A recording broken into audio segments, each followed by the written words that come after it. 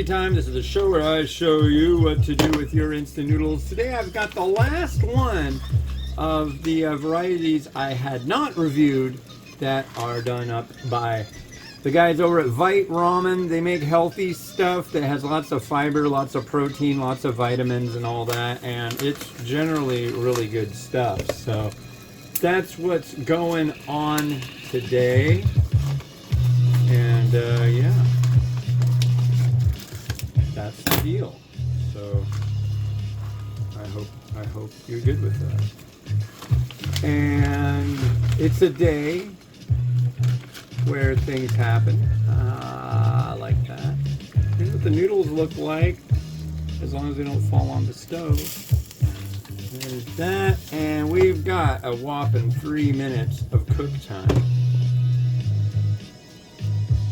Yeah. So, what's been going on? I like I've mentioned before, I've reverted to doing one review a day, and often not even that. So, time will the chronological flow of this program is really weird, because right now, what is it, mid-February when this is published? Last review I did, I want to say, was maybe last Thursday, and now it's Monday. So it's like it'll jump forward around but you get an episode every day. But yesterday I got one of these. Ooh, here, I'll let you look at it. It's pretty cool this year. Yeah, my daughter and I did the Flyaway 5K. It's a rather ridiculous event where you walk around with a whole bunch of the locals on the trail. My daughter and I have walked way the hell further than the 5K, but walking in a group of this many people is very stressful, at least to me. People are just like, oh, blah, blah, blah, blah, blah, blah, blah, blah, blah, blah, blah. I even felt bad for the bicyclists, and I usually really don't have any glad tidings for the, oh, my light isn't on. My facial light. Holy God.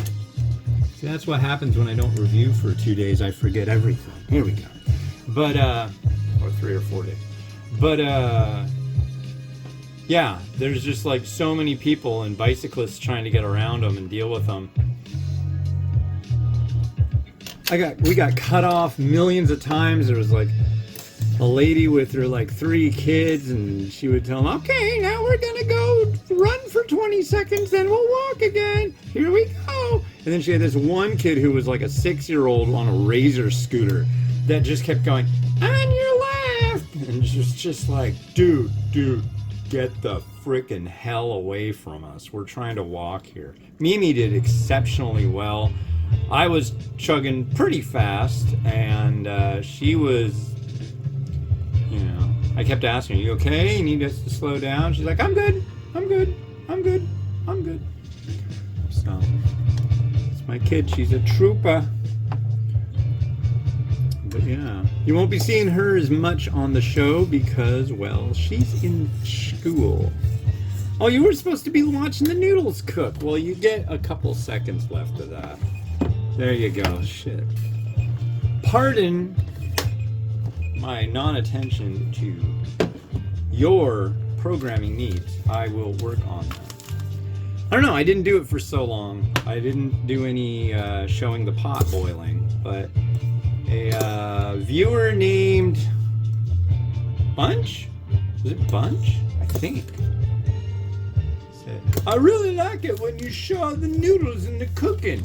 So it's like, alright, I can do that. I could see it be kind of an ASMR, a relaxing thing. Ah, look at the noodles, they're taking on the liquid. Reminds me of my carefree days. My salad days of watching noodles boil throughout the livelong day. Having long, drawn-out, ridiculous conversations about salad dressing. That's what I swear. I used to work at a place doing cold calling for classified advertisements at a newspaper, and it was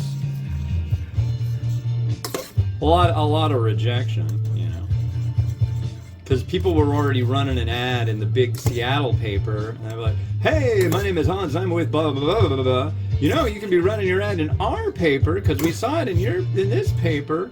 Of course, 90% of the time, oh, you want to buy it, and they know that that's not what you're calling about. Just the way you announce yourself, and I can't blame them one bit. We didn't have computers or anything. It was horrible. But what was I gonna?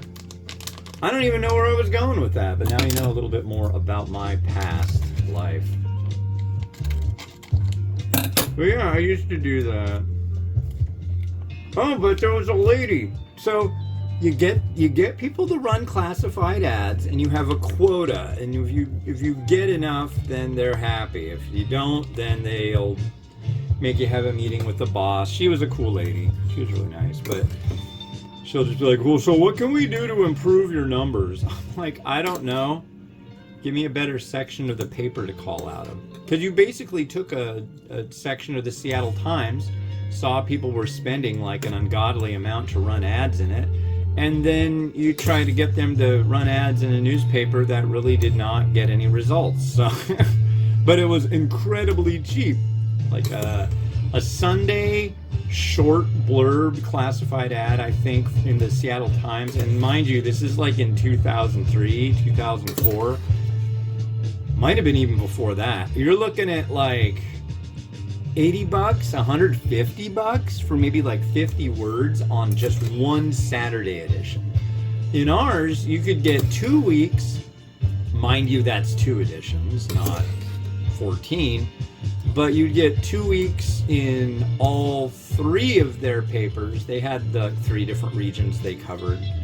And I think that was like $15, which was like way cheaper. So you got people who would bite on that. I had the boat section. I really annoyed a lot of people. But what would happen is some people would say, yeah, sure, sign me up. You get their information and they get billed. Then they don't pay. And those that don't pay, they get that up in the front. And there was this lady who took care of that, but she didn't take care of that. She was busy yammering the whole time. And so what happens when you get people who don't pay your bills? It comes back to you, to me. And I've got to get them to pay their stupid bill, right? So I got to call them up. Well, it'd be nice if they even remembered placing an ad and you didn't get one after like all that crap back in like 9 months. That was the problem. And the lady who handed it to me, I always think that all the people that are on the trail riding bikes, because they're always blabbing going by, this lady was up there one day, and this was after she handed me like a big stack and went, nah, nah, nah, nah, nah. She handed me a big stack of these stupid non-paying human things. And of course it comes out of your quota for that week. But she was up there after she did it, and she was just like, we just had this great salad dressing, and it was so wonderful. And I just wanted to like go and strangle that lady. Oh my God. Just like, F you and F your stupid salad dressing fantasies. Lady. Stupid. But it was just like she had nothing to do. She did have stuff to do. Anyways, that's my rant for, it's 9/11. Happy 9/11. Well, I shouldn't say that, but you know. It's 9/11. So here's the noodle. It's noodly. Mmm.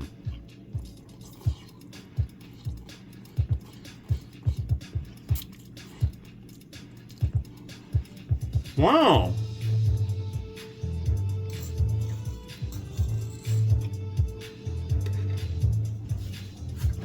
This one.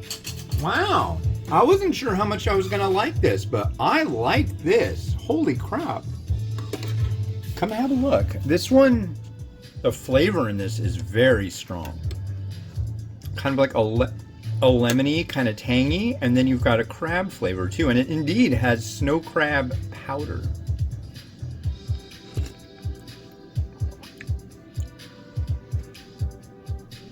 Yeah. That right there may very well be my favorite variety of Vite ramen on the market. That was freaking good. Whoa. Wow. That's yummy. Holy crap. Dude. I might have to rush this one out.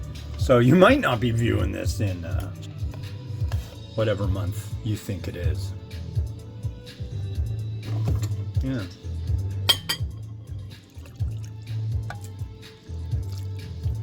I want to gussy this thing up really nice too. So I'm going to remove a little bit of the noodle so you can see more of that broth. Because that broth, wow. This is good. So this is crab Rieu, spelled R-I-E-U. This is like a spin on a Vietnamese dish called, what is it, Bun Rieu or Bun Tom Rieu? I don't know. I will be the first to admit I'm not super up on the pronunciation or the cuisine of Vietnam other than pho. But I know there's some really good stuff. What I need to do is frequent a whole bunch of... I should probably just go to Vietnam. That would be nice. If you're a Vietnamese noodle company and you want to bring me and my lovely wife and small children over, please contact me. We might be interested. We can try all your products and let you know. My son won't unless he makes something akin to Cheez-Its.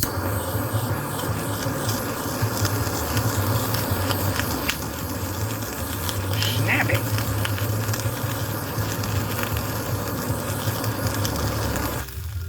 Yeah.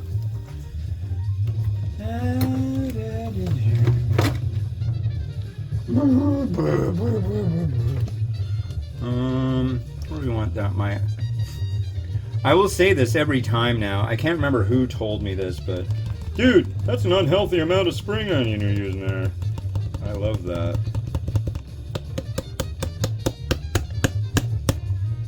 I've never heard anybody say that before, and I'll probably never hear anybody say it again, but I really like that. That's an unhealthy amount of bananas you're eating, sir. That's an unhealthy amount of... I don't know. So there's that. We have a fried egg going on this one. A partially submerged fried egg sounds interesting. Alright, now and we're going to have to move our chashu a little bit. That's pretty good. I want some crushed red pepper here to make a little bit of a appearance. And maybe a little bit of seed. I think that will probably do the trick. You know what I've been thinking? I need to get my wife on the show more often. I think that'd be rad. Because she's pretty freaking cool. She knows stuff. She's got the knowing of a lot of things she does. But there's Rotato, and you can watch and enjoy thoroughly with this.